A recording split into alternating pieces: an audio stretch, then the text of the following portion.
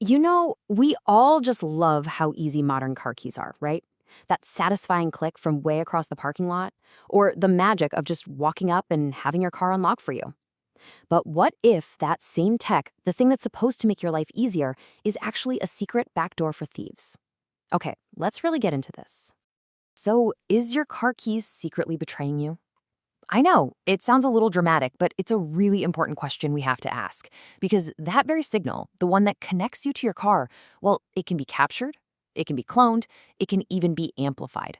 And just like that, your key fob goes from being a guardian to, well, an unwitting accomplice in its own car's theft. And listen, this isn't some super rare, high-tech heist you only see in movies.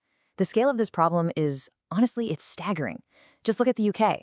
More than half of all stolen vehicles are taken using these so-called relay attacks. Think about that for a second. That means there's no physical break-in. It's like a silent epidemic of theft, with zero broken glass, zero alarms going off.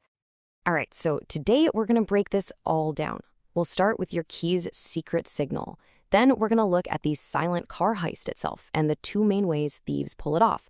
But most importantly, we're going to talk about protecting your vehicle and, what to do when your super high-tech key has a very low-tech problem, a dead battery. Okay, let's dive into part one, your key's secret signal. We're going to start with the basics because the whole idea behind modern key security, it was actually a brilliant one, meant to stop thieves dead in their tracks. It's a system called a rolling code. The easiest way to think about it is like a password that changes every single time you use it. So if a thief was sitting there and recorded your unlock signal, they couldn't just replay it later to get into your car. Why? Because that specific code would already be used up. It's a one and done deal. It's a really, really effective defense against those simple copycat attacks. But, and there's always a but, isn't there? Here's the catch. You can have the greatest lock in the world, but it's pretty useless if everybody has the same key. And that's exactly what researchers found with Volkswagen Group cars. They uncovered this shocking vulnerability where for almost 20 years, millions and millions of cars were secured using just a handful of global master keys. I mean, just imagine that. One key for millions of locks. So a fundamental flaw like that, well, it basically blew the doors wide open for a whole new wave of car theft. And it's all powered by technology that's surprisingly simple and super easy to get. Now, you might be picturing some kind of high-tech government lab, right? Something out of a spy movie. But the reality is way more concerning. The tools you need to capture and clone your key's signal, they can be built for less than 40 bucks. I'm serious. We're talking an Arduino board, some off-the-shelf parts. This isn't Mission Impossible stuff. For a thief who knows what they're doing, it's literally a weekend project. And this just perfectly illustrates the huge paradox here. I mean, look inside your key fob. It's basically a tiny, incredibly complex computer. It's a sophisticated piece of engineering. But as we're about to see, all of that amazing complexity can be completely undone just by exploiting one single fundamental weakness. All right, so how do these thieves actually do it? Well, they've basically got two main strategies for getting into your car without a key, and it's really important to get the difference between them. Okay, so on one hand, you have a cloning attack. This is kind of like a thief actually figuring out your password. It's complex, it takes some serious knowledge of the car's security flaws. But then you have the relay attack. And this one is so much simpler and honestly way more dangerous. It doesn't bother trying to crack the password. No, it just tricks the lock into thinking you're standing right there. It just grabs your key signal and stretches its range, making it a threat to pretty much any keyless entry system out there. So here's the play-by-play. You've got thief number one standing near your house, maybe by the front door, with a signal amplifier. It picks up that faint little signal from your key fob that's just sitting on the kitchen counter. That signal gets instantly zapped over to thief number two, who's standing right by your car with a transmitter. And just like that, your car is fooled. It thinks you are standing right there with the key in your hand. The doors unlock, the engine starts. The whole thing can happen in less than 30 seconds. And this is the part that's really unnerving. There's no smashed window, no car alarm blaring, because as far as the car is concerned, the real key is being used. And what happens once the car is started? Well, most cars don't even check for the key again while they're running, so the thief can just drive and drive for hours, for hundreds of miles before the car would even have a clue that the key is gone. So, okay, that's the threat. It's sneaky, it's fast, and it's happening all over the place. But here's the good news.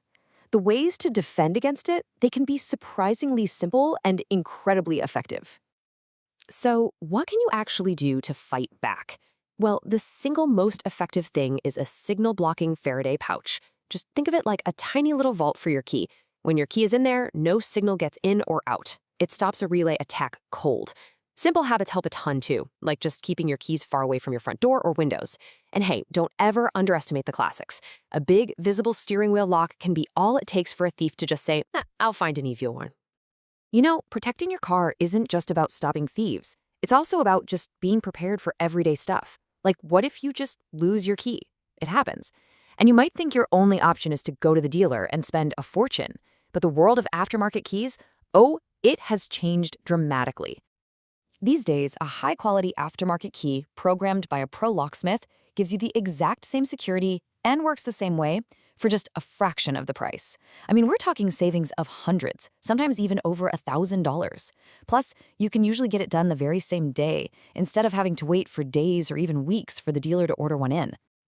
Okay, so we've been talking a lot about these really high-tech threats, but let's be real. Sometimes the problem is way, way simpler. What happens when your key fob battery just dies? So what are the signs your key fob battery is on its last legs? I bet a lot of us have gone through this without even realizing what was happening. Your fob is actually pretty good at giving you some clear warning signs before it totally gives up.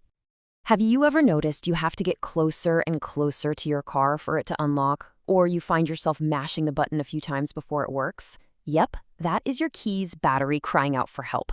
A weaker signal, a spotty response, or maybe even a warning message right there on your dashboard, those are all classic signs that it's time to swap out that little battery. Okay, but what if the battery just dies completely and you're stuck? First thing, don't panic. There is almost always a backup plan. You gotta find the hidden mechanical key that's usually tucked inside your fob to get the door open.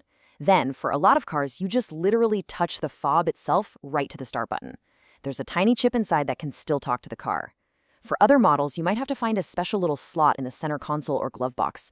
The point is, there is a way to get your car started. So as our cars become more and more connected, are we just creating smarter ways for them to get stolen? I mean, all this tech has made our lives so incredibly convenient, right? But it all leads to this one really critical question. As our cars get smarter, as they're constantly broadcasting signals, are we just accidentally inventing more sophisticated backdoors for thieves? It's that constant trade-off, convenience versus security. And it's something we're all dealing with every single time we walk away from our car and hear that lock click.